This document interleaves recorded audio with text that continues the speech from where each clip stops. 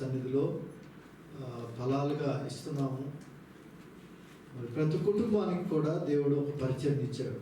ప్రతి కుటుంబం కూడా పరిచయకి కొన్ని గృహాల కన్నా కొన్ని కుటుంబాలకి కొంతమంది వ్యక్తుల కన్నా కూడా సువార్త ప్రకటించాలి. ఆమె ఒప్పుకుంటారా? తప్పకుండా చేయాలి. పరిచర్య అక్కర్లేదు, మేము ఊరికే వినడానికి దేవుని దగ్గర మేలు పొందుకోవడానికి వచ్చినాం అనేది కాదు. పరిచర్య కోసమే దేవుడు పిలుచుకున్నాడు. చీకటిలో నుంచి, గడాంధకారంలో నుంచి, భయంకరమైన ఈ లోకంలో నుంచి దేవుడు మనల్ని పిలిచాడు ఆయన గుణాతిశయంలో ప్రకటన చేయడానికి కోసం. కనుక ఆ పిలుపును బట్టి మనం పనిచేయాలి. ఆదివార క్రైస్తవులుగా ఉండకూడదు అనేది నా యొక్క సందేశం. ఆమేన్. ఆదివారం క్రైస్తవులు 6 రోజులు దేవునికి కాకుండా లోకానికి పనిచేసేసి ఆదివారం వచ్చేసి సంతోషంగా హల్లెలూయా చెప్తాం. మోసం కదా. మనకు తెలుసు యథార్థవంతులు దేవుడిని చూస్తారు, కానీ 2 హృదయాలు 2 ప్రక్కలు పెట్టుకున్న వాళ్ళు దేవుడిని చూడరని తెలుసు. మనకు తెలుసు దేవునికి విరోధంగా చేస్తే తప్పని, కానీ చేసుకుంటూనే వెళుతున్నాం. Where we land. అది చేయకపోతే ఏమైపోతుందో అని భయం కూడా మనకు ఉంటుంది. అలా చేయకపోతే మనం ఈ లోకంలో పక్కన వాళ్ళందరికీ కూడా చులకన అయిపోతామేమో, మన జీవితం బాగుండదేమో అలా అనుకుంటాం. కానీ బైబిల్ అంతట్లో కూడా మనం చాలా లెసన్స్ నేర్చుకుంటూ ఉంటాం. మరి దేవుడు ఎంత మంచి దేవుడు, గొప్ప దేవుడు, ఎన్ని కార్యాలు చేశాడు, ఆయన మీదనే ఆనుకున్న వాళ్ళని వదిలిపెట్టాడా అనేది మనం చూస్తాం. కానీ ఒకటి మాత్రం నిజం, మనము దేవుని యొక్క మాటని దాకా బ్రదర్ చెప్పినట్టుగా వాక్యమే దేవుడు, వాక్యమైన దేవుడిని మనము సునాయాసంగా తీసుకొని వదిలేయడానికి లేదు. అందుకని ఆ వాక్యం చెప్పింది చెప్పినట్టుగా చేయాలి. అద్భుతాలకి దేవుడు సిద్ధంగా మన దగ్గర ఆయన ఇచ్చేస్తున్నాడు. కానీ దాన్ని తీసుకునేదానికి చిన్న అవిశ్వాసం అనే పొర దాని చుట్టూ ఉండి మనం తీసుకోలేకపోతున్నాం. ఆ పొరని ఛేదించాలంటే మన మనసు మారాలి. మన మనసులో ఆ పొరని మనసే చేస్తుంది. అది దేవుని యొక్క శక్తి రెడీగా అవైలబుల్గా ఉంది. అది తీసుకోవాలంటే మనకు మనసులో మనం దాన్ని అలవ్ చేయనివ్వాలి. కాబట్టి మనలో ఉండే ఆ భారాలు ఈవిల్ తీసుకొచ్చినట్టు ఏదైనా నిద్రపోతున్నాయంటే యేసు నామములో నువ్వు వెళ్ళిపో అంటే అది లేచి వెళ్ళిపోతూ ఉంటుంది. కానీ మనం దాని చుట్టుపక్కల మన మనసుని చుట్టూ పెట్టి ఏం చేస్తామంటే దాన్ని పోనీయకుండా కూడా ఆపిపెట్టేస్తాం. Because our thinking is it will not go. ఆ భారం పోదు, లేకపోతే ఈ యొక్క పేదరికం పోదు, లేకపోతే ఈ యొక్క పరిస్థితి మారదు అని ఒక లేయర్ పెట్టుకొని ఉంటాం. ఆ లేయర్ ఎప్పుడైతే మనం పూర్తిగా వదిలిపెడతామో అప్పుడు అది వెళ్ళిపోవడానికి సిద్ధంగా ఉంటుంది. Because in Jesus name let it be healed అని చెప్పేసి ఎవరితో అయినా సరే ఒక మాట చెప్పినప్పుడు ఆ హీలింగ్ ప్రాసెస్ అనేది అక్కడే జరుగుతుంది. Because of not your own strength. అక్కడ ఆ యేసు నామంలో ఉచ్చరిస్తుంటే అది వెళ్ళిపోతుంది. యేసు నామానికి ఉన్న శక్తి అది. హల్లెలూయా. యేసు నామములో సైతాన్ని వెళ్ళిపోమని ఆజ్ఞాపిస్తే అది ఖచ్చితంగా వెళుతుంది. There is no place for any evil even after uttering the Jesus name. It can stay there. It cannot. Because యేసు నామములో వెళ్ళిపోవడానికి అది సిద్ధంగా బయలుదేరుతుంది. ఎవరు ఆపుతున్నారు దాన్ని? మన మనసు ఆపుతుంది, మన యొక్క ఆలోచన ఆపుతుంది. మొట్టమొదటిగా దానిని మనం మార్చుకోవాలి. అందుకని యేసయ్య తన యొక్క ప్రసంగంలో మొట్టమొదటిగా మొదలుపెట్టినప్పుడు మార్క్స్ వార్త 1:15-16లో కూడా మనం చూస్తాం. ఏమంటున్నాడంటే కాలము సమీపించి ఉన్నది, మారు మనస్సు. సువార్త నమ్మాలి, దానికి ముందేం చేయాలా? మారు మనసు కావాలి. ఇదే మారు మనసు లేక మరి అనేక బంధకాలు మన మీద ఉంటున్నాయి. కాబట్టి ఒకసారి మనం జ్ఞాపకం చేసుకుందాం. యేసయ్య శక్తి కలిగిన నామం కింద మనం ఉంటున్నాం. యేసయ్య బిడలుగా మనం ఉంటున్నాము. యేసయ్యతో ముందుకి సాగేవాళ్ళంగా, కుటుంబాలను కట్టేవాళ్ళంగా ఉండాలని మరొకసారి నేను తెలియజేస్తూ, మరి ఈరోజు మన యొక్క ధ్యానాంశానికి యోహాను సువార్త మనం కంటిన్యూ చేస్తున్నాం. 2వ అధ్యాయానికి వచ్చినాం. ఈరోజు 1 నుంచి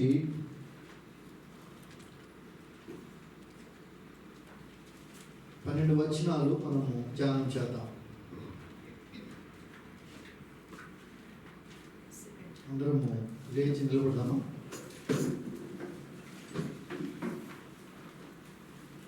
నేను ఒక వచనం చదివితే మీరు ఒక వచనం చదవండి. 3వ దినమున గలిలయలోని కానా అనే ఊరిలో ఒక వివాహము జరిగినప్పుడు యేసు తల్లి అక్కడ ఉండెను. యేసును ఆయన శిష్యులను ఆ వివాహమునకు పిలువబడింది. ద్రాక్షారసం అయిపోయినప్పుడు యేసు తల్లి వారికి ద్రాక్షారసము లేదని ఆయనతో చెప్పగా, యేసు ఆమెతో, అమ్మా, నాతో నీకేం పని? నా సమయం ఇంకనూ రాలేదని. ఆయన తల్లి పరిచారకులను చూచి, ఆయన మీతో చెప్పునది చేయడనను. యూదులు శుద్ధీకరణాచార ప్రకారం 2 తూములు పట్టు 6 రాతి బాణలు అక్కడ ఉంచబడింది. యేసు ఆ బాణలు నీళ్లతో నింపుడని వారితో చెప్పగా, వారు వాటిని అంచుల మట్టుకు నింపిరి. అప్పుడు ఆయన వారితో, మీరిప్పుడు ముంచి విందు ప్రధాని యొద్దకు తీసుకుపోండి అని చెప్పగా వారు తీసుకొని పోయేది. ఆ ద్రాక్షారసమై ఎక్కడి నుండి వచ్చినో ఆ నీళ్లు ముంచి తీసుకుని పోయిన పరిచారకులకే తెలిసినది, కానీ విందు ప్రధానికి తెలియకపోయాను కనుక ద్రాక్షారసమైన ఆ నీళ్లు రుచి చూచినప్పుడు ఆ విందు ప్రధాని పెళ్లి కుమారుని పిలిచి, ప్రతివాడును మొదట మంచి ద్రాక్షారసమును పోసి జనులు మృతుగా ఉన్నప్పుడు జబ్బు రసము పోయాను. నీవైతే ఇది వరకు మంచి ద్రాక్షరసం ఉంచుకొని ఉన్నామని ఆయనతో చెప్పాను. గలిలయలోని కానాలో యేసు ఈ మొదట సూచక్రియను చేసి తన మహిమను బయలుపరచెను. అందువలన ఆయన శిష్యులు ఆయన యందు విశ్వాసం ఉంచిరి. అటు తరువాత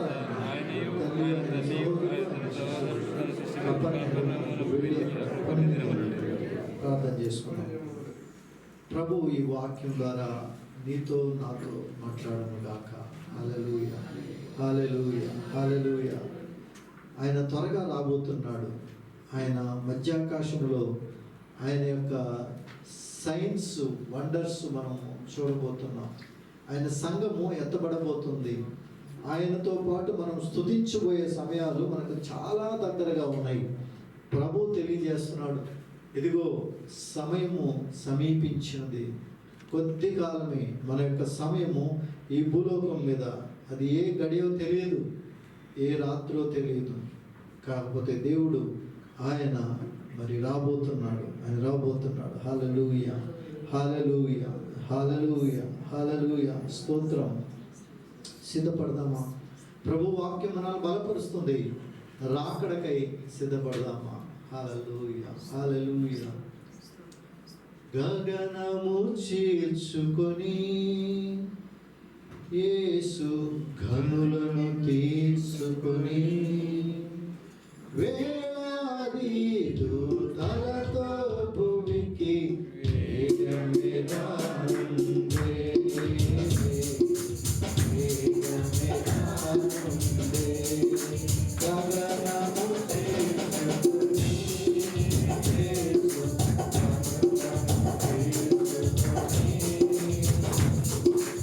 వేలాది దూతలతో భూమికి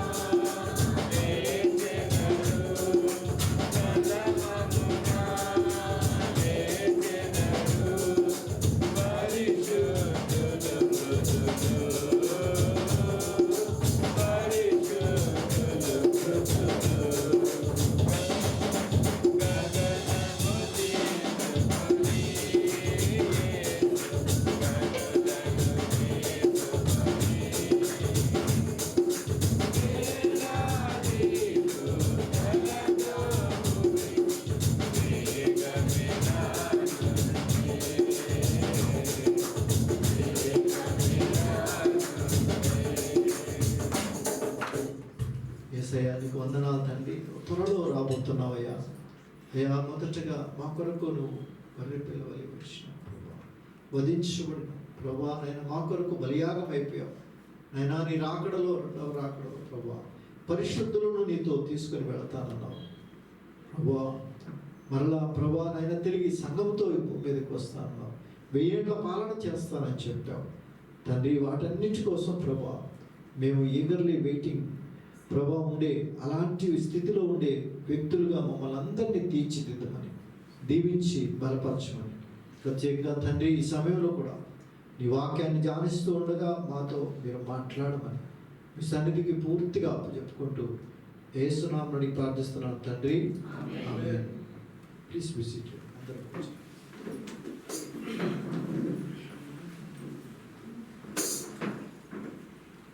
ఈ యొక్క 2వ అధ్యాయంలో మనం వచ్చినప్పుడు యోహాను సువార్తలో భక్తుడైన యోహాను, దేవుడు ఆదియందు వాక్యముగా ఉన్నాడని, ఆ వాక్యమే దేవుడై శరీరధారిగా మన మధ్యలోకి వచ్చాడని ఆయన చూసి అనుభవించి ప్రత్యక్షత ఆయన తెలియజేస్తున్నాడు.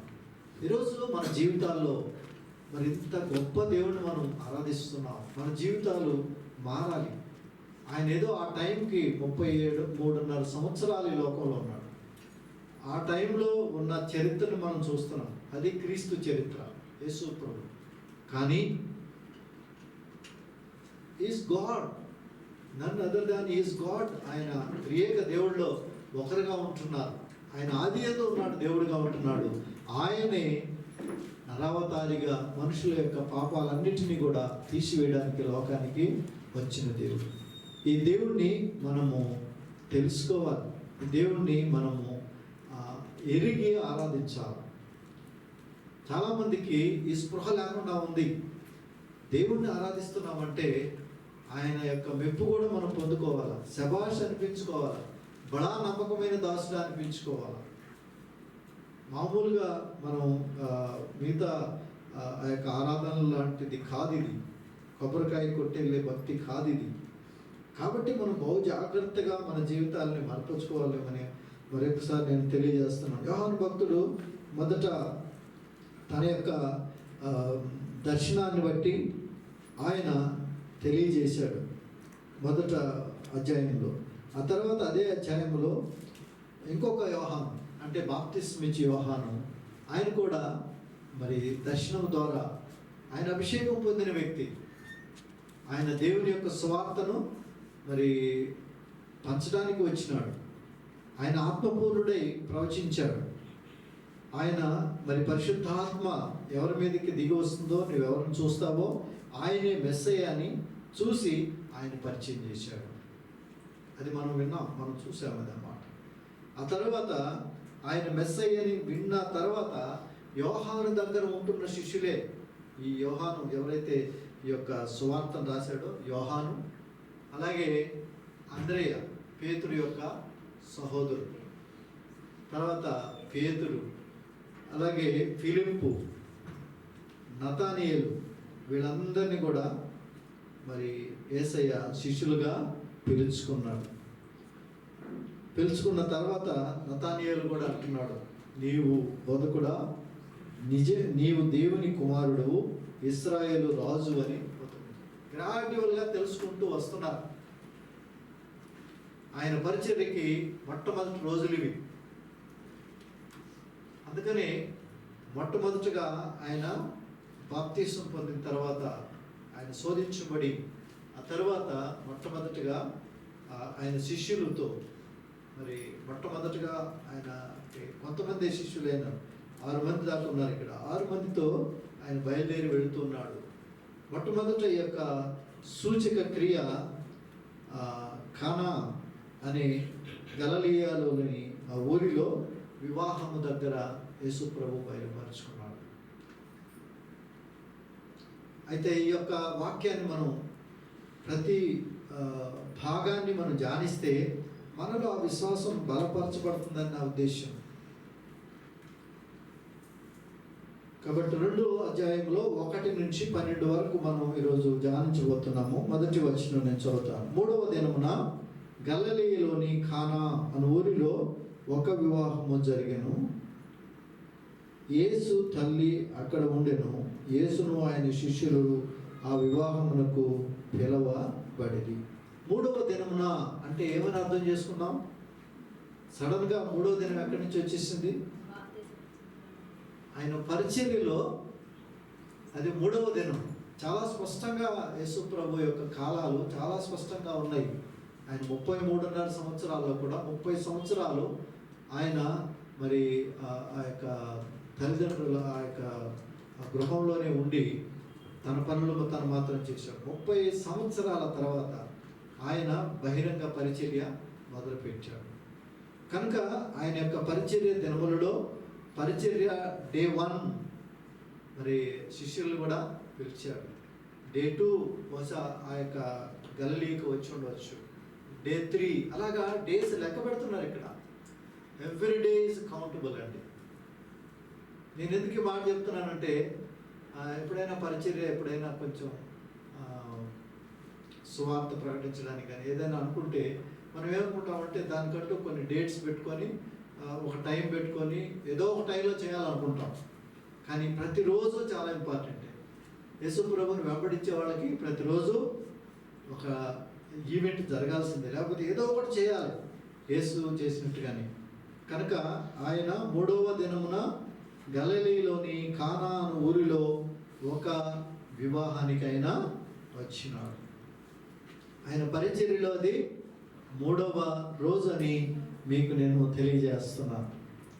అయితే ఇక్కడ మరి యేసును ఆయన శిష్యులను ఆ వివాహమునకు పిలువబడేది. అయితే ఆయన తల్లి అక్కడే ముందుగానే ఉన్నట్టుగా ఉంది. బహుశా ఆ యొక్క వివాహంలో ఆమె చాలా ఇంపార్టెంట్ ప్లేస్ రెస్పాన్సిబిలిటీ తీసుకున్నట్టుగా ఉంది. అందువల్లనే అక్కడ ద్రాక్షారసం అయిపోయినప్పుడు యేసు తల్లి వారికి ద్రాక్షారసము లేదని ఆయనతో, అంటే అక్కడ ఇమాజిన్ చేసుకోండి, యూదా సాంప్రదాయ ప్రకారంగా వివాహము మనకి ఇప్పుడు జరిగేలాగా మరి మ్యారేజ్ రిసెప్షన్ కూడా ఒకే హాఫ్ డేలో అన్ని ముగించేసుకుంటాం. కొన్నింటి దగ్గర అయితే, కొన్ని దగ్గరలో మరలా ఒక రోజు పెట్టుకుంటాం బాగా ఉంటాయి. కానీ యూదా యొక్క ఆచార ప్రకారంగా పెళ్ళి అంటే ఆ రోజు 7 రోజులు జరుగుతాయి. 7 రోజులు పండగే పండగ. అంతా అక్కడ బాగా విందులు చేసుకుంటూ ఉంటారు, డాన్స్ జరుగుతూ ఉంటాయి, చాలా అన్నీ జరుగుతూ ఉంటాయి. ఆ సమయంలో వాళ్ళకి ద్రాక్షారసం అనేది ఇస్తారు. అలాగా ఇస్తూ ఉన్నప్పుడు వాళ్ళు చాలా ఆనందంగా దాన్ని చూసి ఆ యొక్క వధువులను ఆశ్రయించి వెళుతూ ఉంటారు. మీన్వైల్ ఎక్కడైనా సరే ఒకవేళ మనం కూడా ఆలోచించండి, వివాహానికి వెళ్ళిపోయిన తర్వాత చాలాసార్లు జరుగుతూ ఉంటుంది. కొంతమంది ముందు అనుకోని విధంగా ఎక్కువ మంది వచ్చేసి ముందుగా తినేసి వెళ్ళిపోతారు. ఆ తర్వాత మళ్ళీ వంటడానికి మొదలు పెడితే ఇట్ టేక్స్ టైం. చాలామంది అనుకుంటుంటారు, ఇదేంటండి వివాహానికి వస్తే భోజనాలు కూడా పెట్టుకుంటా చేస్తున్నారు అనుకుంటారు. ఎందుకంటే లాట్ ఆఫ్ ఎక్స్పెక్టేషన్స్ వస్తారు అక్కడికి. కానీ వాళ్ళు పిలిచింది 1000 మంది ఉంటే ఎవరు రారులే అనుకో 200 మందికో 300 మందికో చేస్తారు. చేసినప్పుడు సడన్గా 500 వచ్చేసారు అనుకోండి, మరలా వాళ్ళు చేయడానికి కష్టపడతారు. కానీ వాళ్ళ నింద భరించాల్సిందే. చాలామంది వెళ్ళిపోతారు. ఇంకా వాళ్ళు చేసే వరకు ఎవరు వెయిట్ చేస్తారు, వెళ్ళి హోటల్కో ఎక్కడికో వెళ్ళి తినేసి వెళ్ళిపోతారు. వెళ్ళిపోయే వాళ్ళు కూడా ఉన్నారు. కానీ తిట్టుకుంటూ వెళ్తారు, ఇదేంటి వివాహానికి వస్తే భోజనం కూడా పెట్టలేదని. ఇవన్నీ మనం చూస్తాం. అలాగే ఈ సంప్రదాయంలో కూడా వాళ్ళకి కనుక ద్రాక్షారసం కనుక ఇవ్వకుండా ఉంటే కూడా వాళ్ళు వెంటనే వెళ్ళిపోతారు. ఇంకా ఇతని దగ్గర ఇంకేమీ లేదు, ఈజ్ అ పూర్ మ్యాన్ అనుకొని వెళ్ళిపోతారు. అలాంటి పరిస్థితి బహుశా పూర్ ఫ్యామిలీ కావచ్చు, మనకు తెలియదు. కానీ మరియమ్మ అక్కడ ఉన్నట్టుగా మనం చూస్తున్నాం. Mariyamma she is taking care in that family మ్యారేజ్లో కూడా. ఆమె అంటుంది, యేసయ్య దగ్గరకు వచ్చేమంటుంది, వారికి ద్రాక్షారసము అయిపోయినది అని చెప్పగా ద్రాక్షారసము అయిపోయింది. అయితే ఇక్కడ యేసు ప్రభు వివాహానికి పిలువబడ్డాడు. సో మనం వివాహం జరిగేటప్పుడు కానీ లేకపోతే ఏ కార్యంలోనైనా సరే వివాహము అక్కడ కొరత వచ్చేసింది. అక్కడ ఆ వివాహానికి ఎవరు పిలువబడ్డారో? యేసయ్య ఉన్నాడు కాబట్టి అక్కడ కొరత తీర్చబడ్డారు. హల్లెలూయా. మీ సమస్యలో కానివ్వండి, మీ ఇరుకులలో కానివ్వండి, మీ ఇబ్బందుల్లో కానివ్వండి, ఎప్పుడైనా మీరు యేసయ్య నువ్వు రండి, మీరు వచ్చి నాకు ఈ యొక్క సమస్యను తీర్చండి, ఈ కొరతను తీర్చండి అని ఆయన్ని అడిగితే ఇలాంటి అద్భుతం మనం కూడా చూడగలం. ఏ పరిస్థితులైనా సరే, అన్ని పరిస్థితులు చూశారు, అయిపోయింది. కానీ అన్నిటికంటే ముందుగా యేసయ్యని ఇన్వైట్ చేయాలి. మన వివాహ కార్యక్రమాల్లో కూడా, లేకపోతే మనం అందుకనే ప్రార్థనలో కూడా, ప్రభువా మీరు దిగిరండి నాయనా. ఉదయకాలంలో ప్రార్థన కూడా ఎవరు వచ్చినా రాకపోయినా నేను నిలబడుకొని ప్రార్థన చేస్తాను. ఎవరు ఖాళీగా ఉన్నా కూడా సరే, పరిశుద్ధాత్మ సన్నిధి కావాలా, ఆయన దిగిరమని అడగాల. ప్రార్థనలకు కావాల్సింది అదే. ఆ తర్వాత నిదానంగా పరిశుద్ధాత్మ దేవుడు వచ్చి ఆయన సన్నిధితో ఇక్కడ ఉండి అందరినీ ఆయన వెల్కమ్ చేస్తుంటాడు. యాక్చువల్లీ ఇది రివర్స్. మనం వచ్చి ప్రభువా మీరు రండి అని ఆయన ఇన్వైట్ చేయాలి. మనం కాకుండా ఆయన వచ్చి ఆయన సింహాసనం మీద కూర్చుంటే మనం వచ్చి అయ్యో ప్రభు అని ప్రభు నన్ను పిలుస్తున్నాడు అన్నట్టుగా మనం ఫీల్ అవుతామని నాకు తెలీదు. కానీ వచ్చేటప్పుడు మాత్రం సన్నిధికి భయం ఉండాలి. మరి నాకంటే ముందు ప్రభు ఇక్కడ ఆసీనుడై ఉన్నాడు అని మనం అడుగుతున్నాం కదా, ప్రభువా దిగిరండి, కమ్ డౌన్ హోలీ స్పిరిట్ అని. ఎందుకంటే ఆయన సన్నిధి లేకుండా మనం ఏ ఆరాధన చేసినా వ్యర్థమే. కనుక మన కుటుంబ ప్రార్థనలో కూడా అంతే. ప్రార్థనలో మనం దేవుని యొక్క సన్నిధిని గుర్తించాలి, హడావుడిగా కాదు. అది అలవాటు చేసుకోవాలి. మనం ఈ యొక్క దేవుని యొక్క వాక్యంలో ఉండే శక్తిని ఎరగక మనం చేయలేకపోతున్నాం. కానీ దేవుణ్ణి ఎరిగితే మనము అలాంటి పనులు చేయము. కనుక ఈ యొక్క వివాహానికి యేసు ఆయన శిష్యులను వారు ఆహ్వానించి ఉన్నారు. దెన్ ఇక్కడ మరి యేసు క్రీస్తు ఇంకా ఏమి అద్భుతాలు చేయలేదు ఆ టయానికి. ఇప్పుడే కదా 3 రోజులు అయింది. అదేవిధంగా ఆయన 30 సంవత్సరాల్లో కూడా మరియమ్మ ఆయన అద్భుతాలు చేయడం కానీ అప్పుడు కానీ ఏమీ చేయలేదు. మనకు తెలిసినంత వరకు ఈ బైబిల్లో కూడా ఎక్కడ రాయబడలేదు. యేసయ్య 4 సువార్తలలో అన్నింటిలో మీరు చూస్తే దాదాపుగా మరి 36 అద్భుతాలు దేవుడు చేశాడు. హల్లెలూయా. అనేకమైన అద్భుతాలు ఆయన చేశాడు. కానీ ఇక్కడ మ్యారేజ్ వివాహానికి ఆయన వచ్చినప్పుడు ఈ యొక్క స్టేజ్ వివాహాన్ని ఆయన ఎంచుకున్నాడు. అనేక అద్భుతాలు చేశాడు కదా. ఏమేమి అద్భుతాలు చేశాడు? కళ్ళు లేని వారికి చూపించాడు, చూపు లేని వారికి. అలాగే మాట్లాడే వాళ్ళకి మాటనిచ్చాడు. అలాగే కుష్ఠవానికి స్వస్థతనిచ్చాడు. అన్నిటికంటే కూడా ఆశ్చర్యంగా చనిపోయిన వారిని లేపాడు. చనిపోయిన లేదు అంటే ద్రాక్షారసం లేకపోతే నీటిని ద్రాక్షారసంగా మార్చడం అనేది మిగతా వాటన్నిటికంటే అంత గొప్ప కాదు. కానీ ఇక్కడ ఈ వెన్యూ చాలా ఇంపార్టెంట్. వివాహం, ఈ మ్యారేజ్ వెన్యూని దేవుడు ఎంచుకున్నాడు. మొట్టమొదట మిరకల్ ఆయన దేన్ని ఎంచుకున్నాడు? ఆయన తన యొక్క మొదట సూచక్రియ, అదే కదా అంటాడు, మొదట సూచక క్రియ 11వ వచనంలో చేసి తన మహిమను బయలుపరచను. అందువలన ఆయన శిష్యులు ఆయన యందు విశ్వాసం ఉంచిరి. కాబట్టి ఇది ఒక ప్రాముఖ్యమైనదని మనం తెలుసుకోవాలి. అందుకని హెబ్రీ పత్రిక 13:4 రాస్తాడు. మీరు బైబిల్ తీయద్దు, పెద్దానికి బైబిల్ తీయడం అంటే ఏ వాక్యం రాదు మీకు. వివాహాలకు ఎన్నిసార్లు పోయి ఉంటుందా? పెళ్లి పత్రికలు ఎన్ని వచ్చి ఉంటాయి మీకు? అయినా తీస్తారు బైబిల్. ఒక్క వాక్యమైనా చెప్పలేదా? నేను అడుగుతాను, ఒక్కొక్క రోజు ఒక్కొక్కరిని సాక్ష్యాలు ఏమొద్దు, ఆదికాండం నుంచి ప్రకటన గ్రంథం వరకు వరుసగా బైబిల్ పేర్లు చెప్పేసేయండి పుస్తకాలని అడుగుతామని అనుకుంటాను. అది ఎప్పుడో నాకు తెలియదు. I will ask definitely. Only just నీకు బైబిల్ ఉంటుంది కానీ బైబిల్ తీయడానికి కూడా అవ్వదు. వరుసగా చెప్పుకుంటూ వెళ్ళాలి. ఒకవేళ గట్టిగా చెప్పలేమనుకుంటే ఓల్డ్ టెస్ట్మెంట్ ఒకసారి, న్యూ టెస్ట్మెంట్ ఒకసారి ఇస్తానేమో, అంతేగాని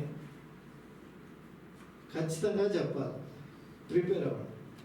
ఎందుకంటే ప్రతిదానికి బైబిల్ ఇస్తారే కానీ వాక్యం పఠనం కొంచెం మెమరైజ్ చేయండి. మీరు ప్రార్థన చేస్తున్నారా ప్రభువా ఆదికాండం అంటే నిర్గమకాండం, నేను న్యూ టెస్ట్మెంట్లో ఒక వచనం చెప్తుంటే పాత నిబంధనలో చూశారనుకోండి చాలా అక్వర్డ్గా ఉంటుంది. అది పాత నిబంధనలో ద్వితీయోపదేశకాండం అంటే ఎక్కడో మీరు న్యూ టెస్ట్మెంట్లో ఎత్తకూడదు, పక్కన ఎతకాలి కనీసం. ఆ విధంగా మనం ఉండకూడదు. మన సండే స్కూల్ చిల్డ్రన్ చాలా ఫాస్ట్గా ఉన్నారు. వాళ్ళు ఎవరు నిలబెట్టినా కూడా చెప్పేస్తారు. వై కాంట్ వై, మనం కూడా చెప్పాలి. కాబట్టి హెబ్రీ పత్రిక 13:4 ఏం చెప్తుందంటే వివాహం అన్ని విషయములలో ఘనంగా ఎంచాడు దేవుడు. అందుకనే ఇది ఎంచుకున్నాడు. ఎందుకు వివాహాన్ని ఘనంగా ఎంచాడు? బర్త్డేస్ ఉంటాయి, లేకపోతే ఫ్రెండ్షిప్ డే అని ఉంటుంది, లేకపోతే ఇంకొకటి ఉంటుంది. ఎందుకు దేవుడు ఇచ్చాడు? ఇది సంఘానికి సాదృశ్యంగా ఉంది. హల్లెలూయా. పరలోక వివాహం ఉంది. యేసయ్య పెళ్లి కుమారుడిగా, సంఘము వధువుగా. అది శ్రేష్టమైన దీనిలో ఉండేది. Praise God. హల్లెలూయా. అర్థం చేసుకోండి. ఈ వాక్యాలు చదువుతూ ఉండగా ఏదో యేసయ్య వివాహానికి వెళ్ళాడు, అద్భుతాన్ని చేశాడు అనేది కాదు. ఎందుకు దీన్ని ఎంచుకున్నాడు అనే దానిలో కూడా there is very important thing.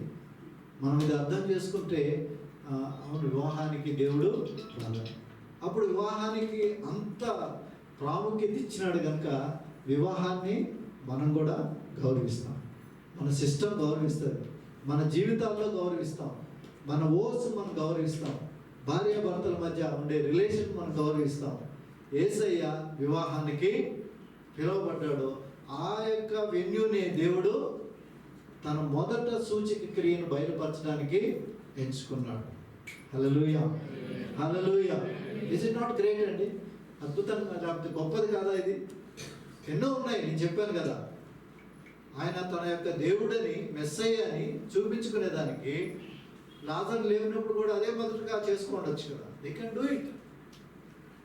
కానీ మొట్టమొదట సూచక్రియ, అందుకనే ఇది మొదట సూచక్రియ. అవుట్ ఆఫ్ 36 మిరకల్స్, 36 అద్భుతాలు సూచక్రియలలో మొట్టమొదటిది ఇది.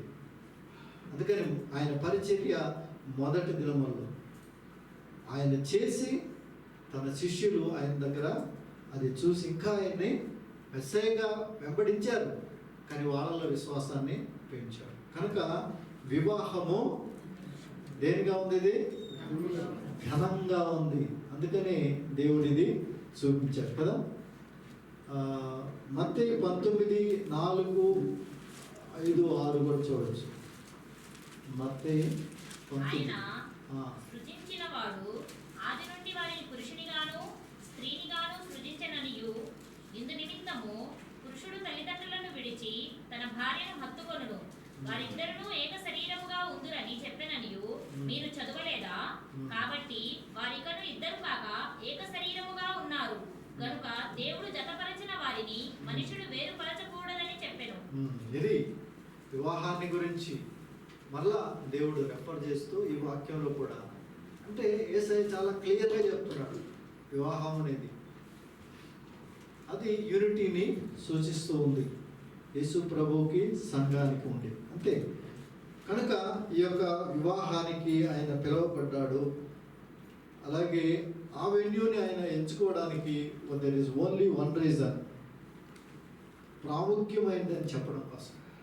అందుకనే పౌరు భక్తుడు ఇది హెబ్రీ పత్రికలో ఏమని రాశాడు? అన్ని విషయాల్లో, తిండి తినడంలో, బయటికి వెళ్ళడంలో, ఫ్రెండ్షిప్ అన్నింటిలో కంటే అన్ని విషయాల్లో ఘనమైనది ఏదంటే వివాహం. సో ఆ వివాహాన్ని దేవుడు ఒక వేదికగా ఎంచుకొని తన యొక్క మొదట సూచక్రియ చేసినట్టుగా మనము చూస్తున్నాం. ఇప్పుడు 4వ వచనంలోకి వచ్చేటప్పటికి ద్రాక్షారసము లేదని ఆయనతో చెప్పగా యేసు ఏమంటున్నాడండి? ఇంగ్లీష్లో ఏమన్నాడు? Jesus said unto her. ఏమన్నాడు? What is it? దానికి ముందు పదం ఏమన్నాడు? Jesus said unto her. Woman. ఆ మాట పలకడం లేవే, ఉమెన్ దాటేస్తున్నారు. ఓమన్ అన్నారు కదా. అప్పటి వరకు తల్లి, కానీ ఇక్కడ ఆయన యొక్క ఎక్స్ప్రెషన్ అనేది డిఫరెంట్గా కనిపిస్తుంది కదా. అంటే వాల్యూ లేదని కాదు. Woman woman, what have I to do with thee, my hour has not yet come. అమ్మ నీకేమి చేయాలి, నా గడియ ఇంకా రాలేదు. What is that is telling? ఆయన యొక్క గడియ ఏంటిది? నా ఇంకా గడియ రాలేదు అని చెప్పి అంటున్నాడు ఆయన. ఎందుకు ఈమె ఆయన దగ్గరికి వెళ్ళి చెప్పింది? ఇంకా చాలామంది ఉన్నారు కదా అక్కడ.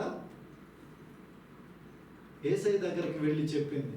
తనకు తెలుసు ఆయన ఏ పరిస్థితినైనా కూడా సాల్వ్ చేయి. బహుశా కొంతమంది వెళ్ళిపోతున్నారేమో, అయిపోయింది ఇంకా ఇక్కడ వేడిగా అయిపోయింది అని వెళ్ళిపోతున్నారో లేకపోతే తెలీదు. అందువల్ల ఆమెకు ఆ యొక్క సీరియస్నెస్ వచ్చి యేసయ్య దగ్గరకు వచ్చి వారికి ద్రాక్షారసము అయిపోయినది అని చెప్పింది. అందుకంటున్నాడు, woman, what have I to do with thee, my hour has not yet come. నా గడి ఇంకా రాలేదు, ఎందుకు నన్ను అడుగుతున్నావు అంటున్నాడు. అంటే ఆయన బయలుపరచబోయే గడియ ఉంది. అదేంటంటే ఆయన యొక్క మరణం. అందుకనే మనం ఇంకా చూసుకుంటూ వెళ్తే నా గడియ ఇంకా రాలేదు, నా గడియ ఇప్పుడు నా గడియ వస్తుంది అంటాడు. కనుక ఆయన గడి ఏంటంటే his death on the cross. ఆయన పెట్టబోయే ఆయన యొక్క ప్రాణం, దాని గురించి ఆయన చనిపోవడం, తిరిగి లేవడం, దాని గురించే చూస్తున్నాడు. గురి పెట్టుకొని వెళ్తున్నాడండి. మన జీవితాల్లో కూడా ఒక గురి కావాలి. నేను ఇది చేయాలి, నా దేవునికి ఇది చేయాలి, నేను ఇలాగ ఉండాలి, నేను ఏమైనా పర్వాలేదు. ఒకవేళ దీని ద్వారా కొంచెం రెమ్యునరేషన్ తగ్గిపోతుందేమో, నాకు పేరు తగ్గిపోతుందేమో, బట్ ఈవెన్ దెన్ నా గురి యేసయ్యని మహిమపరచాలి. హల్లెలూయా. యేసు ప్రభు మనకు చేసిన దాన్ని అర్థం చేసుకుంటే మనం ఆయన్ని మహిమపరచకుండా ఉండమండి. ఎట్టి పరిస్థితుల్లో ఉండం.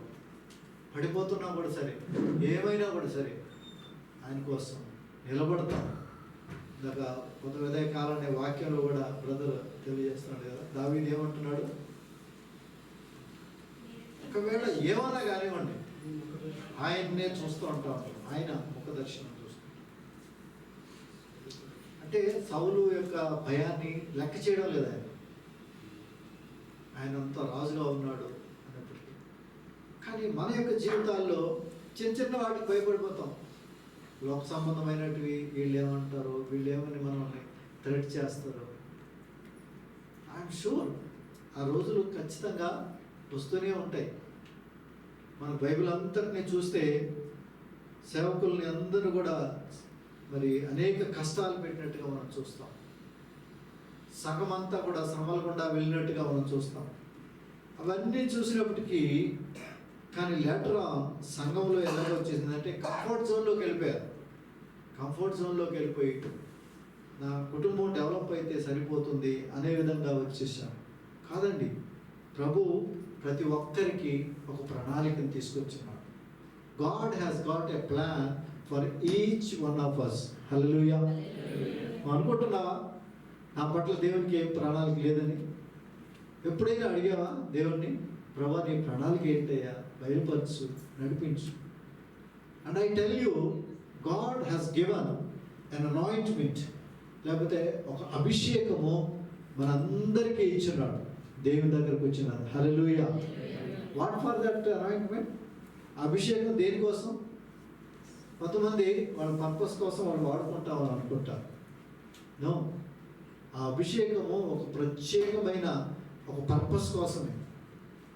నువ్వు ఆ పర్పస్ కోసంగా వెళుతూ ఉంటే దట్ అనాయింట్మెంట్, ఆ అభిషేకం అనేది అది నీలో పనిచేస్తుంది. Hallelujah. If you deviate and you go to other things which God has not assign to you, నీకు ఇచ్చింది కాకుండా వేరే దానికి నువ్వు లోకానుసారంగా వెళ్తే ఆ అనాయింట్మెంట్ పనిచేయి. ఇది సత్యం. Praise God. హల్లెలూయా. అర్థం చేసుకోండి, ప్రతి ఒక్కరికి దేవుడు ఇస్తున్నాడు, కానీ ఏదంటే అది చేయడానికి కాదు.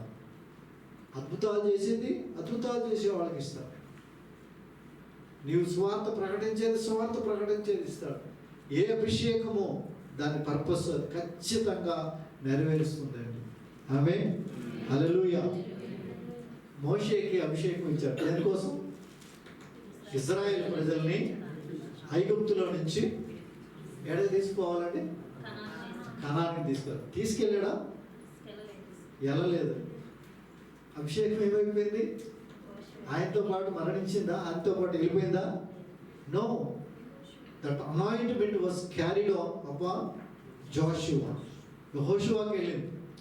యెహోషువా తర్వాత తీసుకొని వెళ్ళాడు, తన కార్యం ముగించుకున్నాడు. Praise God. హల్లెలూయా.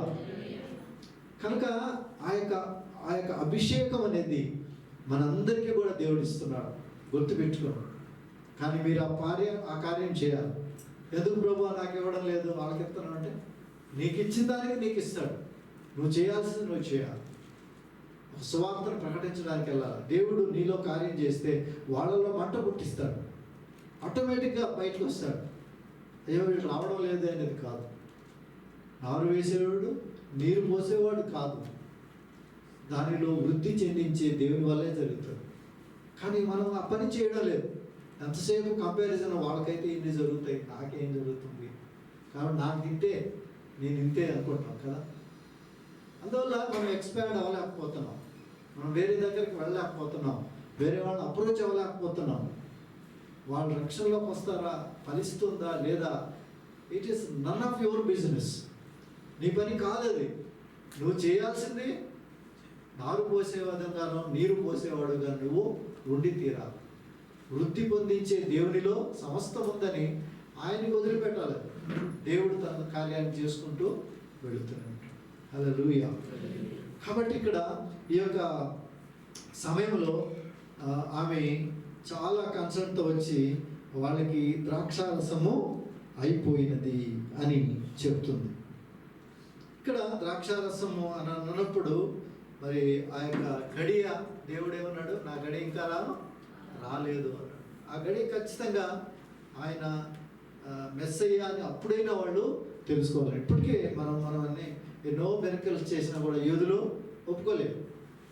అసలు ఆదివారం చేయడం, అది సబాత్ డే ఎందుకు చేస్తారు, సబాత్ డేని ఆయన ఎన్నోసార్లు వ్యతిరేకించారు. మెస్సయ్యగా ఆయన కార్యము చేయాలని. అయితే ఈ యొక్క ఉమన్ అని అన్నప్పుడు దాని యొక్క అర్థం ఏంటంటే, ఇంతవరకు 30 yearsగా నేను ఒక రెస్పాన్సిబుల్ సన్గా ఇక్కడ ఉండి చేశాను. Now my ministry has begun. ఇది మొదలైంది. ఇంకా నేను దేని మీద ఉండాలి? నా తండ్రి పని మీదనే ఉండాలి.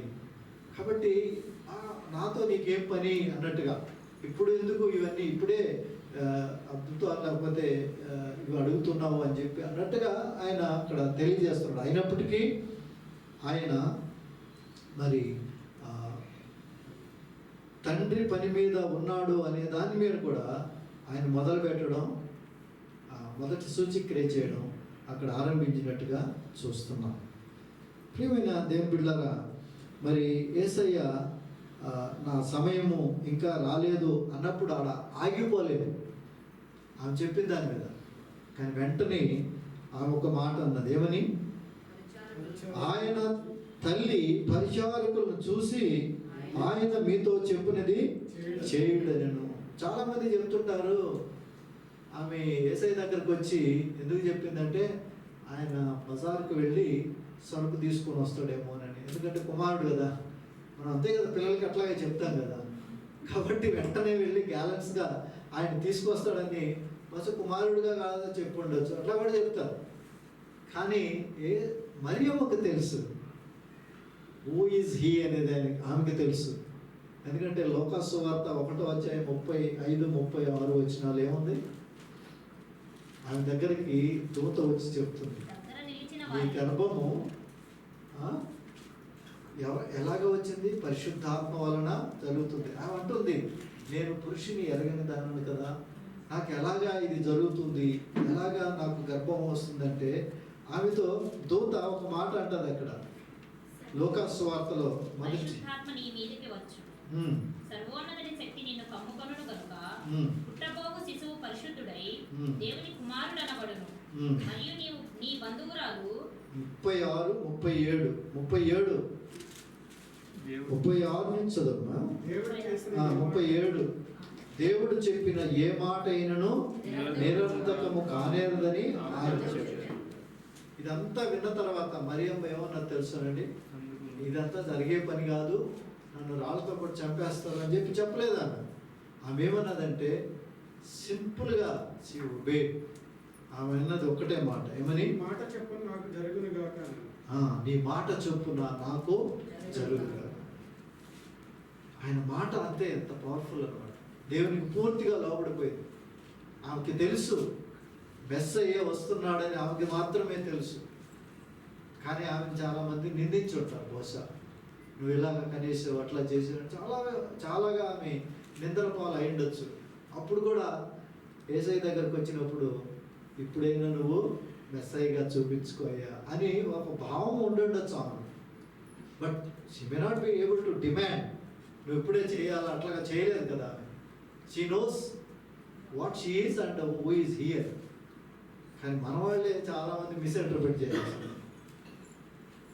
ఆమె చెప్పింది యేసయ్య చేసేసాడు. So what you have to do? Then go to her and ask your request so that she will recommend for you. అదే కదా ఇప్పుడు కొన్ని సంఘాల్లో జరిగేది. ఏమైపోతుంది, మనం మరియమ్మ దగ్గరికి వెళ్ళి మనం ప్రార్థన చేస్తే మరియమ్మ ఆమె విజ్ఞాపన చేస్తుంది. ఆ విజ్ఞాపన చేస్తే ఏమవుతుంది? యేసయ్య అంగీకరిస్తుంది. ఇదే సేమ్ ఈ అధ్యాయాన్ని పట్టుకొనే చూడండి, అర్థం చేసుకోవాలి, ప్రయత్నం చేయాలి. మన ఫ్రెండ్స్ కూడా చాలామంది ఉంటారు, చాలామంది తెలియకుండానే మరియమ్మ దగ్గరికి వెళ్ళేసి, కొంతమంది అయితే పాస్టర్ దగ్గరికి కూడా అక్కడ డైరెక్ట్గా యేసు ప్రభువుకి చెప్పాల్సింది కూడా డైరెక్ట్గా పాస్టర్గా చెప్పేసి పాస్టర్ ద్వారా యేసు ప్రభువుకి వాళ్ళు ఏదో కనెక్టివిటీ ఇచ్చినట్టుగా చెప్పేస్తారు. కానీ కాదండి, we have to pray directly to Jesus. యేసు ప్రభువుకి తన అడుగు వారికి ఆయన ఎంతగానో నిశ్చయంగా ఇచ్చే దేవుడుగా ఉంటున్నాడు. ఆమె చెప్పింది, వీళ్ళకి ఎందుకు అర్థం కాలేదు మనకు తెలియదు, కానీ she herself told to the servants. ఏమని చెప్పింది? మీరు ఆయన చెప్పినట్లు do what ever he tells. ఆయన ఏది చెప్తే మీరు చేయండి. మరి అలాంటప్పుడు ఈ దగ్గరికి వచ్చి ప్రతిసారి కొంచెం ఆయనకి చెప్పించరా అని రికమెండేషన్, అది రికమెండేషన్ కాదండి. Somehow people are misguiding. దాని నుంచి మనం బయటికి రావాలి. మనం ఫ్రెండ్స్ ఉంటే తెలియచేయాలి కూడా. కాబట్టి ఆ తల్లి పరిచారకులను చూసి ఆయన మీతో చెప్పునది చేయుడని చెప్పాను.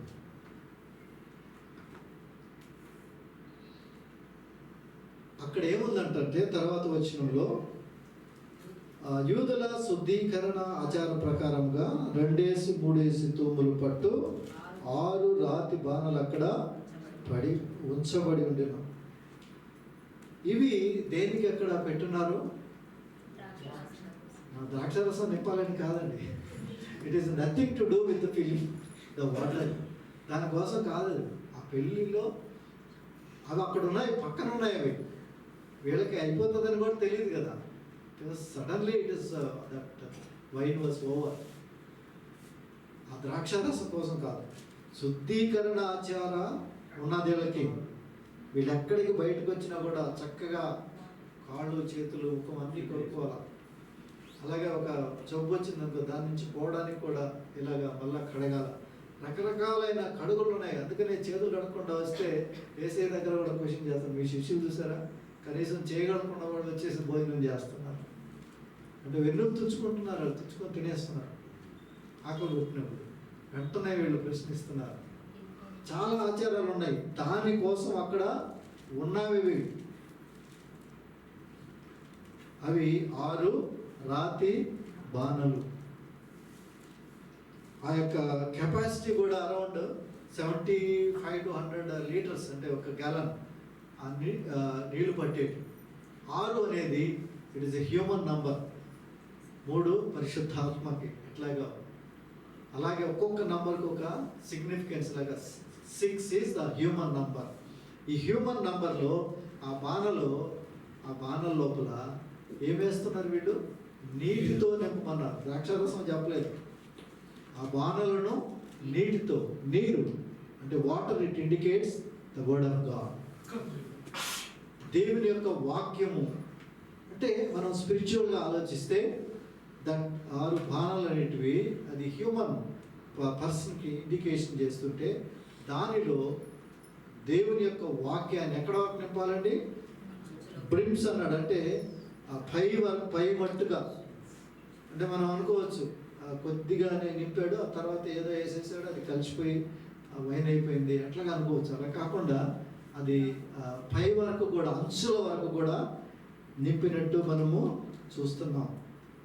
కాబట్టి దేవుని యొక్క వాక్యముతో నింపబడిన ఆ యొక్క మనిషి మరి దేవుని మాటలే పలుకుతాడు. ఇప్పుడు నువ్వు ఒక పాత్ర అనుకోండి, నీ పాత్రలో నిండా, నీ నోటి నిండా, లేకపోతే హృదయం నిండా అంచుల వరకు వాక్యంతో నింపబడింది అనుకోండి, వాట్ యూ స్పీక్. ఒకసారి అట్లా కొట్టామనుకోండి, ఆయన ఏం మాట్లాడతాడు? ఆయన లోపల నుంచి వచ్చే శబ్దం ఏముంటుంది?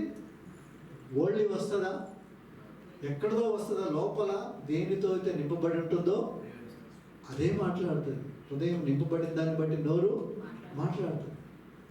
ఇక్కడ దేవుడు అదే చెప్తున్నాడు. ఈ బాణల్ని నీటితో లేకపోతే వాక్యంతో కనుక నింపబడితే నీలో నుంచి వచ్చేదే దేవుని వాక్యం. అది పంచి పెట్టడానికి దేవుడు చెప్తూ ఉన్నాడు ఇక్కడ. అది తీసుకుని వీళ్ళు ఎవరికి పెట్టాలా? అనేకులు. దాని ద్వారా వాళ్ళకి సంతోషం, ఆనందం కలుగుతుంది. ఈ ద్రాక్షారసం అంటే మనం ఏదో మత్తు కలిగించేదిగా తీసుకోకూడదు. ఇక్కడ చాలామందికి మిస్ఇంటర్ప్రిటేషన్ ఏంటంటే ద్రాక్షారసము మత్తు ఇవ్వడానికి ఇచ్చారు. ఒకవేళ వాళ్ళంతా మత్తులో ఉంటే ఒక్క ఆలోచించండి, అప్పుడే అయిపోయింది, ఇంకా మత్తులో వాళ్ళు తీసుకుపోవాలి కాబట్టి యేసయ్య నువ్వు ఇంకా ద్రాక్షారసం చేసి ఇవ్వయా అని చెప్తుందా మరియమ్మ? చెప్పకూడదు కదా. It's a simple. ద్రాక్షారసం అది పులుపు లేకుండా మళ్ళా అది చాలా ఫ్రెష్ జ్యూస్ అది వాళ్ళు ఇచ్చింది. వెల్కమ్. కాబట్టి మనం అది ఏదో మత్తు కోసం పెట్టాడు అక్కడ, అందువల్ల వివాహంలో చెప్పున్నారట. కనుక ఈ యేసు ప్రభు సూచించిన యొక్క ద్రాక్షారసం మరి ఏదైతే ఉందో అది మనుషులకి ఆనందాన్ని తీసుకొచ్చేది. ఆ ద్రాక్షారసంతో ఏముంటుందో అంటే మాధుర్యం ఉంటుంది, సంతోషం, సమాధానం, వీటన్నిటినీ తీసుకొచ్చే విధంగా అది చూపిస్తుంది. అంతేగాని మత్తును ఇచ్చేది ఎక్కడ కూడా బైబిల్లో లేదు. కానీ మత్తు తెప్పించుకున్నారు, రకరకాలుగా చేసి దాంతో చేసుకున్నారు, అది వేరే. కానీ దానిని ఎప్పుడు కూడా బైబిల్ రికమెండ్ చేయలేదండి. అయితే ఇక్కడ యేసు ప్రభు నీటిని ద్రాక్షారసంగా మారుస్తున్నాడు, అంటే మధురమైనదిగా మారుస్తున్నాడు. మరి మోషే ఆ యొక్క నీటిని ఎట్లా మార్చాడు? మొదటి అద్భుతం చేశాడు. ఆయన మొదటి అద్భుతం చేశాడు. What was that miracle? నీళ్ళని రక్తంగా మార్చాడు. ఇశ్రాయేల్ ప్రజలను బయటికి తీసుకురావడానికి ఆ యొక్క నీటిలో ఏం చేశాడు? కర్రను వేస్తాడు, అది రక్తంగా మారిపోయింది. ఆ రక్తంగా అది తీర్పుకి, ఇశ్రాయేల్ ప్రజల్ని బయటికి తీసుకురావడానికి ఐగుప్తు ప్రజలకు తీర్పునిస్తున్నాడు దేవుడు, తీర్పునిచ్చాడు. So Moses brought the law. దేవుడు మోషే ద్వారా ధర్మశాస్త్రాన్ని తీసుకొచ్చాడు. యేసుక్రీస్తు ద్వారా కృప. ఇదే అధ్యాయంలో ఉంది.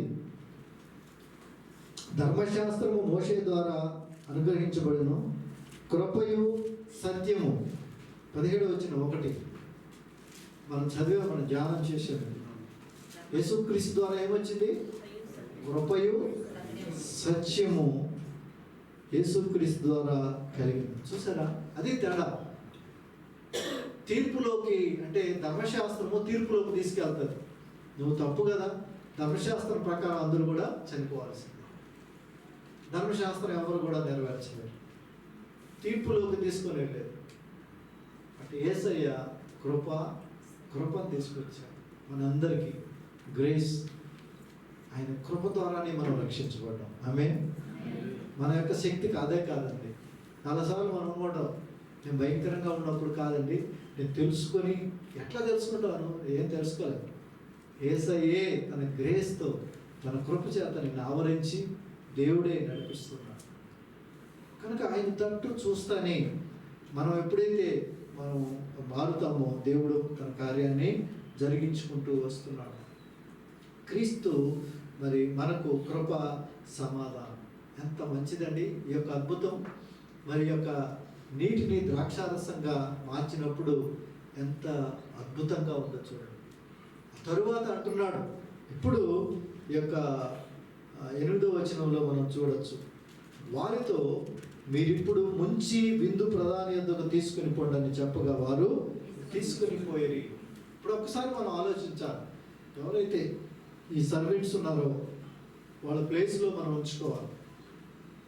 6 బాధలు ఉన్నాయి. మొదటగా సర్వెంట్స్ అందరికి చెప్పాడు, go and fill all these pans with water.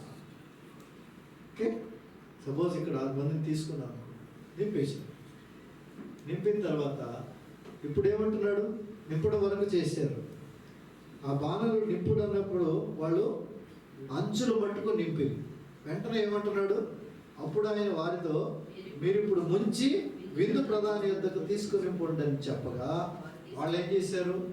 తీసుకుని పోయిరి. చూసారా, ఇదే గమనించాలి. మీరు వింటారు, నిజమే, చెప్పింది చెప్పినట్టు చేస్తే చాలు. ఇక్కడ వీళ్ళకి జ్ఞానం లేదా? వీళ్ళకి తెలుసు అక్కడ ఏం కావాలో తెలుసు. What is the requirement there? ద్రాక్షారసం. పెళ్లిలో ఏమైపోయి వెళ్ళిపోతా ఉన్నారు అందరూ? ద్రాక్షారసం లేదు. ద్రాక్షారసం లేదన్నప్పుడు ఈయన నీళ్లతో నింపాడు ఇక్కడ అన్ని. ఇప్పుడు ఏమంటున్నాడు? పరిచారకులను చూసి మీరు ఏమన్నాడు? ద్రాక్షారసం ముంచి అన్నాడా? లేదు, మీరు ముంచి తీసుకుని పోండి అన్నాడు. తీసుకుని వెళుతూ ఉన్నప్పుడు there was a miracle happened. Hallelujah, hallelujah. వాళ్ళు కనుక మనలాగా అంటే జ్ఞానం ఉండేవాళ్ళగా, మనకు చాలా జ్ఞానం, ఎందుకంటే తగ్గించి మాట్లాడతాం కదా. ఏమయ్యా వాళ్ళు ద్రాక్షారసం కదా అడిగింది, తెలియక చెప్తున్నావేమో, వాళ్ళు మనల్ని కొడతారేమో. అక్కడ పోయిన తర్వాత విజయ్ ఏమంటావు? నువ్వు అదే ప్లేస్లో ఉంటే ఏమంటావు? ఖచ్చితంగా మీరు ఏదో పొరపాటు చెప్తున్నారు ఇక్కడ. They need only wine, you are sending water అని అంటే అద్భుతం జరిగి ఉండేది అది. కాబట్టి పరిచారకులను మరి ఆయన ఏది చెప్తాడో అది చేయమని ఆమె కమాండ్ ఇచ్చింది. దానికి కూడా వాళ్ళు లోబడి ఉండొచ్చు, కానీ వాళ్ళు విందు ప్రధాని దగ్గరికి తీసుకుని వెళ్ళి ఇవ్వాలి అంటే వాళ్ళు ఎంతగా లోబడిపోయారు, ఎంతగా తగ్గి. అప్పటి వరకు యేసయ్య మెరకలో ఏం చేయలేదు. ఈయన అద్భుతం చేస్తాడని కానీ ఆ కూడా చెప్పలేదు. ఇదిగో చూడండి ఆయన అద్భుతం చేస్తాడు, మీరు వెళ్ళి పంచండి అని ఏం చెప్పలేదు. చెప్పింది అక్కడ బైబిల్లో ఉంది అది? లేదు. ఏమని చెప్పింది? ఆయన ఏం చెప్తాడో అది చేయండి అసలు, అంతే. వాళ్ళకి తెలుసు, ఆమె ఇచ్చిన కమాండ్మెంట్ కూడా తెలుసు. సో ఇప్పుడు వీళ్ళు వెళ్తున్నారు, వీళ్ళకి ఏముండాలా? ఈయనన్నా తప్పుగా మాట్లాడచ్చు, ఆమెన్నా తప్పుగా చెప్పుండొచ్చు. ఇప్పుడు ఫైనల్గా మన మీదకి వీళ్ళు బ్యాటిల్ పడబోతుందని ఆగిపోయి ఉండే అవకాశం, కానీ అసలు ఏమనుకోలేదు. ఎప్పుడైతే అలా లోబడి వెళుతూ ఉన్నారో then they have seen the miracle. Hallelujah. అది ఎలాంటిదండి? ఆ ద్రాక్షారసం, మామూలుగా ద్రాక్షారసం అక్కడ ఈ గ్రేప్స్ ఏమైనా తెచ్చారా? అక్కడ ఏమైనా గానుగలు చేశాడా? ఏమీ లేదు. ఏం జరగలేదు. ఎక్కడి నుంచి వచ్చింది ఆ ద్రాక్షారసం? ఎక్కడి నుంచి వచ్చింది అది? దేవుడు చేసిన అద్భుతం అది. దేవుడు చేసిన ద్రాక్షారసం, దాని యొక్క తీపి, దాని మధురం, ఇట్ వాస్ అన్కంపేరబుల్. అప్పుడు అంటున్నాడు విందు ప్రధాని ఆ యొక్క పెళ్లి కుమారుడు దగ్గరికి వచ్చి, నువ్వు చాలా గ్రేట్ అయ్యా, ఎంతవరకు కూడా ఎంత బ్యూటిఫుల్గా ఎంత మధురమైంది పెట్టుకున్నావు, నువ్వు చాలా గ్రేట్ అని చెప్పేసి అన్నారు. వాళ్ళకి ఏం తెలియదు, ఏం జరిగింది కూడా తెలియదు. It was not a public మెరికల్.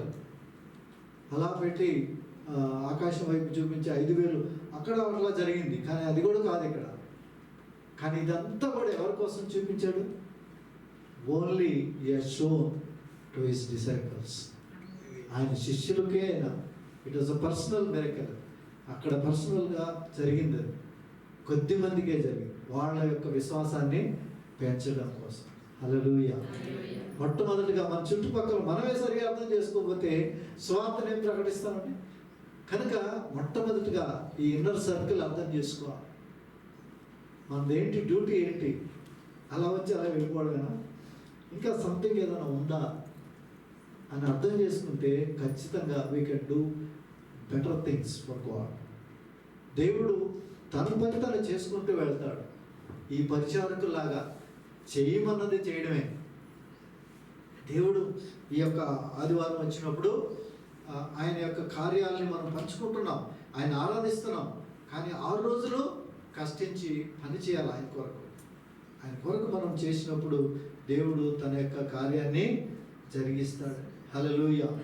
ఈ యొక్క ద్రాక్షారసాన్ని దేవుడు అది సువార్తగా కూడా ఆయన చెప్తూ ఉన్నాడు.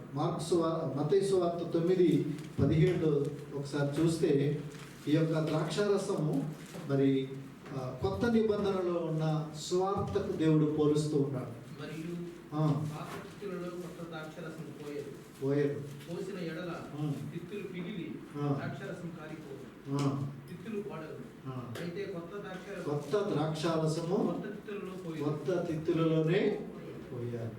కనుక మనం పాత దానిలో వెళ్ళి కలబెట్టకూడదు. పాత నిబంధనల్లోకి వెళ్ళి పాత వాటిల్లోకి వెళ్ళి పోకూడదు. యేసు ప్రభు ఇచ్చింది చాలా క్లియర్గా ఇచ్చాడు.